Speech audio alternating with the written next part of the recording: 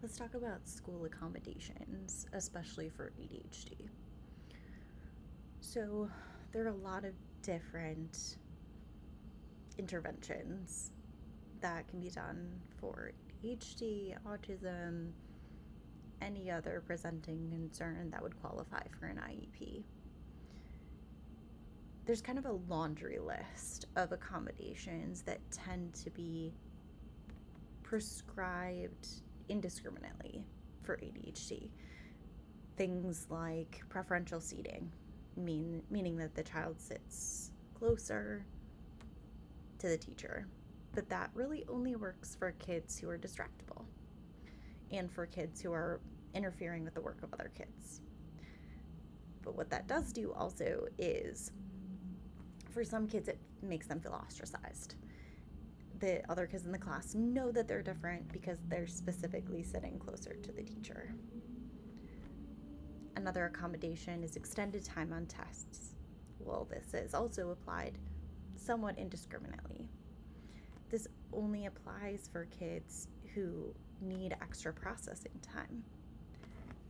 ADHD is a very multifaceted presentation.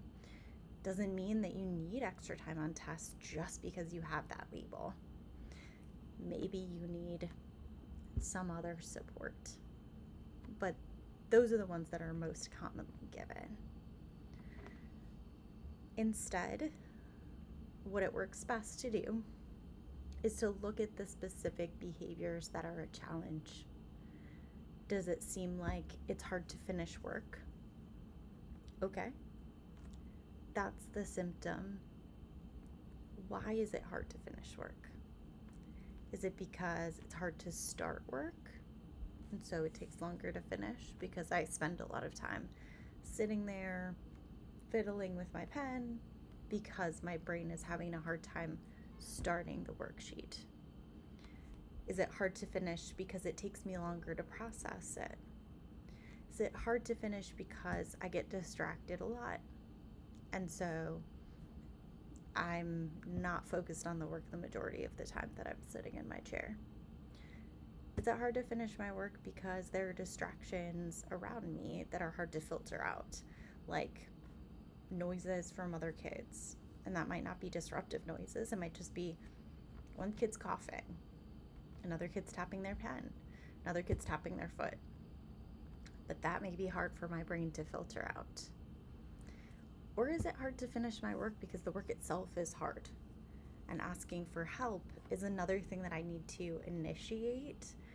I may not be able to monitor that I need help. It may just feel tough, but I may feel like I can get through it eventually. Or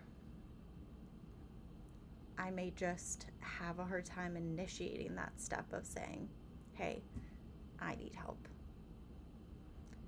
Regardless, there are a lot of other accommodations that we can do for all of these different difficulties with executive function that don't have anything to do with preferential seating or extended time on tests or assignments. So really understanding the child's specific behaviors is what needs to happen before you're going to find accommodations that are actually going to be helpful in the classroom.